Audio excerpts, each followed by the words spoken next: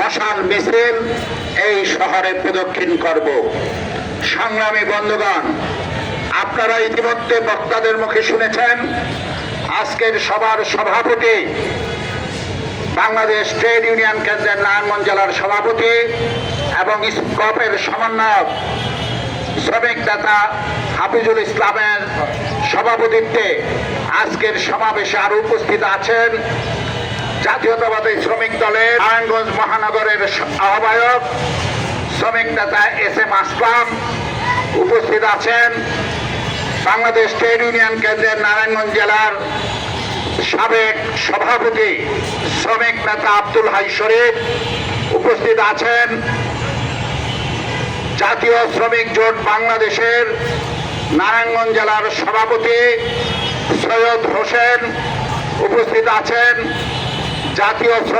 বাংলাদেশ জাতীয় শ্রমিক জোটের নারায়ণগঞ্জ জেলার সংগঠক সুলেমান দেওয়ান, উপস্থিত আছেন সমাজতান্ত্রিক শ্রমিক ফ্রন্টের নারায়ণগঞ্জ জেলার সাধারণ সম্পাদক শ্রমিক নেতা সেলিম মাহমুদ, জাতীয়তাবাদী শ্রমিক দলের মহানগর কমিটির যুগ্ম আহ্বায়ক শ্রমিক নেতা মনির মল্লিক, উপস্থিত আছেন ট্রেড ইউনিয়ন কেন্দ্রের নারায়ণগঞ্জ জেলার সাধারণ সম্পাদক শ্রমিক নেতা। প্রিয় বন্ধুগণ, বাংলাদেশ যে বন্দর দিয়ে বিদেশে আমদানি রপ্তানি করে সেই বন্দরগুলি বিদেশি কোম্পানিকে দিয়ে দেওয়ার পায়তারা চলছে। সংগ্রামী বন্ধুগণ, ইতিমধ্যেই এই নারায়ণগঞ্জের সন্নিকটে পানগাঁও টার্মিনাল কন্টেনার টার্মিনালটি লিজ দেওয়া হয়েছে সুইজারল্যান্ডের একটি কোম্পানিকে। পতেঙ্গার পাশে লালদিয়া চরে একটি কন্টেইনার পোর্ট নির্মাণ এবং পরিচালনার জন্য 33 বছরের জন্য লিজ দেওয়া হয়েছে ডেনমার্কের একটি কোম্পানিকে। সংগ্রামী বন্ধুগণ, সরকার ইতিমধ্যে বলেছে এই ডিসেম্বর মাসে আমাদের দেশের প্রধান বন্দর চট্টগ্রাম বন্দরের নিউমনির কন্টেনার টার্মিনাল সেটা আরব আমিরাতের একটি কোম্পানিকে লিজ দেওয়া হবে। আরো বলা হয়েছে বাংলাদেশের পতেঙ্গার টার্মিনাল কন্টেনার এবং মংলার টার্মিনাল কন্টেনার টার্মিনাল এগুলিও বিদেশি কোম্পানিকে লিজ দেওয়া হবে। সংগ্রামী বন্ধুগণ, প্রশ্ন, এই সরকার একটি অন্তর্বর্তীকালীন সরকার, এই সরকার কোন নির্বাচিত সরকার নয়। 2024 সালের 5 আগস্ট স্বৈরাচারী শেখ হাসিনার পতন হয়েছিল। এদেশের সমস্ত রাজনৈতিক দল, ছাত্র সংগঠন, শ্রমিক সংগঠন মিলিতভাবে আন্দোলন সংগঠিত করেছে। এরপরে 8 আগস্ট 2024 সালে এই অন্তর্বর্তীকালীন সরকার গঠন হয়েছে। এই সরকারের দায়িত্ব হলো একটি সুষ্ঠু নির্বাচন সম্পন্ন করে যারা নির্বাচিত হবে সেই জনপ্রতিনিধিদের কাছে ক্ষমতা হস্তান্তর। দেশের মৌলিক বিষয়ে সিদ্ধান্ত নেওয়ার কোনো এখতিয়ার এই সরকারের নাই। কিন্তু আমরা দেখতে পেলাম এই সরকার এই বন্দরগুলি লিজ দেওয়ার মধ্য দিয়ে এখানে দেশের স্বার্থ বিসর্জন দিয়ে জনমত উপেক্ষা করে সাম্রাজ্যবাদের স্বার্থ রক্ষা করতে যাচ্ছে। সংগ্রামী বন্ধুগণ, এর বিরুদ্ধে ধারাবাহিকভাবে চট্টগ্রাম বন্দরের শ্রমিকেরা সারা দেশে শ্রমিক কর্মচারী ঐক্য পরিষদ স্কপ এবং দেশের বাম দেশপ্রেমিক জনতা তারা আন্দোলন করছে।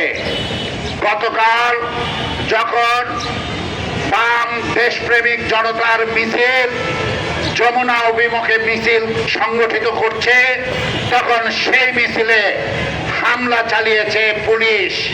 সংগ্রামী বন্ধুগণ, এই পুলিশ নিয়ে অনেক কথা। বিগত শেখ হাসিনা সরকার এই পুলিশকে দলীয় বাহিনীতে পরিণত করেছিল। ফলে গত অভ্যুত্থানে এই পুলিশের বিরুদ্ধে ব্যাপক প্রতিক্রিয়া সংগঠিত হয়। ফলে পুলিশ সংস্কার কমিশন গঠন করা হয়েছিল, যাতে এই পুলিশের মধ্যে একটি পরিবর্তন আসে। পুলিশ যেন নিরপেক্ষ ভূমিকা নিতে পারে, পুলিশ যেন ন্যায়ের পক্ষে থাকতে পারে। কিন্তু আমরা দেখলাম সেই পুলিশ গতকাল হামলা চালিয়ে আমাদের নেতা কর্মীদের আহত করলো। সংগ্রামী বন্ধুগণ, আমরা বিগত স্বৈরাচারী শেখ হাসিনা সরকারের সময় দেখেছি এই শ্রমিক আন্দোলনে, জনগণের গণতান্ত্রিক আন্দোলনে দমন পীড়নের চিত্র। ফলে মানুষের প্রত্যাশা ছিল দেশে একটি গণতান্ত্রিক পরিবেশ প্রতিষ্ঠিত হবে, শ্রমিক আন্দোলন, গণতান্ত্রিক আন্দোলন সেগুলি দমন পীড়নের মুখে পড়বে না।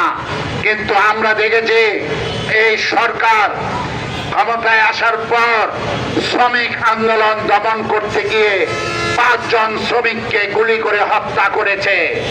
সংগ্রামী বন্ধুগণ, আজকে সে সাম্রাজ্যবাদের বিরুদ্ধে যখন সাম্রাজ্যবাদের পক্ষে অবস্থান নিয়ে সেখানে বিভিন্ন বন্দরগুলি বিদেশি কোম্পানিকে যারা দিচ্ছে, তখন সেই আন্দোলনেও তারা দমন পীড়নের পথ বেছে নিয়েছে।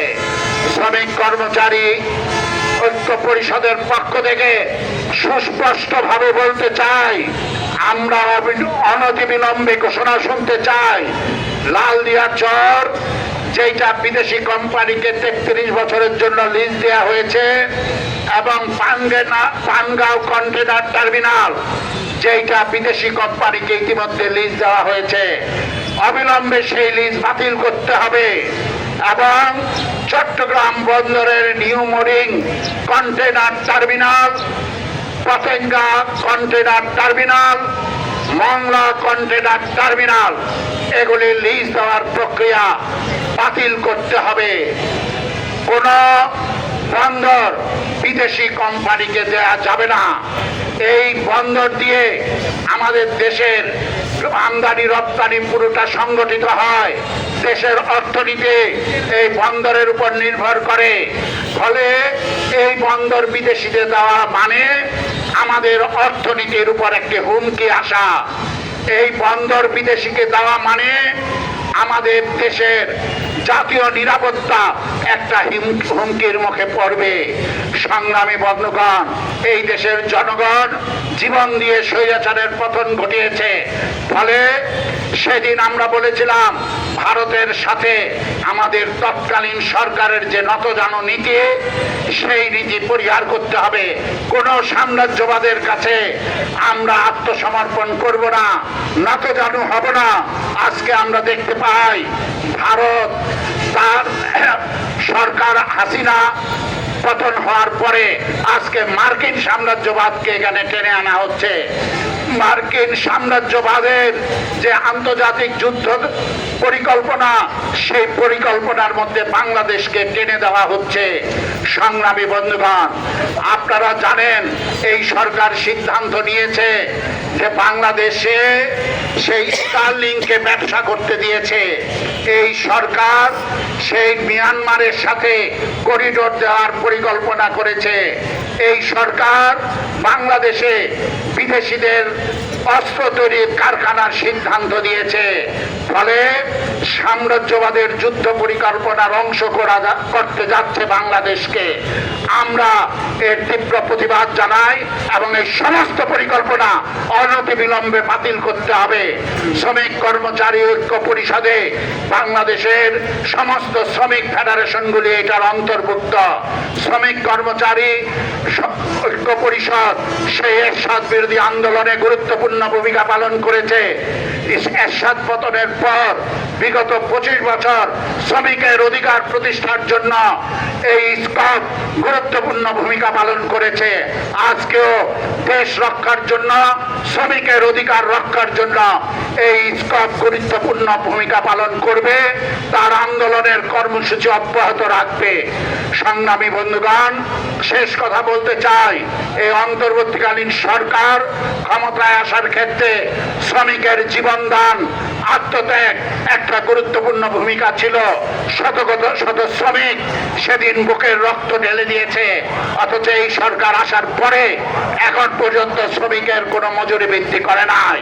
শ্রমিক কর্মচারী ঐক্য পরিষদ স্কপের পক্ষ থেকে দাবি ছিল একটি জাতীয় ন্যূনতম মজুরি করার জন্য, যে জাতীয় ন্যূনতম মজুরির মাধ্যমে দেশের সমস্ত শ্রমজীবী এর আওতায় তার মজুরি পাবে।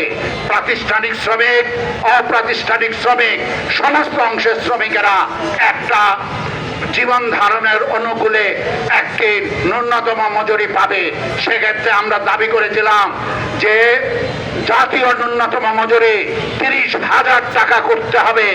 এই টাকার কমে কোনো ক্ষেত্রে কোনো শ্রমিককে মজুরি দেওয়া যাবে না। আমরা এই সরকারকে এই মজুরি বোর্ড গঠন করার ক্ষেত্রে কোন রকম উদ্যোগ নিতে দেখি নাই। ফলে শ্রমিক কর্মচারী ঐক্য পরিষদের এই আন্দোলন চলবে। এই অন্তর্বর্তীকালীন সরকার তার সময়ই এই জাতীয় ন্যূনতম মজুরি ঘোষণার জন্য বোর্ড গঠন করে দিয়ে যেতে হবে। এবং যেই দাবিতে আজকে সারা দেশে কর্মসূচি পালিত হচ্ছে, সেই বন্দর ইজারা বাতিল এবং যেগুলি দেওয়ার পরিকল্পনা নিয়েছে সেই পরিকল্পনা বাতিলের সিদ্ধান্ত এই সরকারকে অনতিবিলম্বে দিতে হবে। আমাদের আরো কর্মসূচি আসবে। আমরা যারা উপস্থিত হয়েছেন সকলকে সমাজতান্ত্রিক শ্রমিক ফ্রন্ট এবং শ্রমিক কর্মচারী ঐক্য পরিষদ স্কপের পক্ষ থেকে অভিনন্দন জানিয়ে আমি আমার বক্তব্য এখানে শেষ করছি। দুনিয়ার মজদুর এক হও।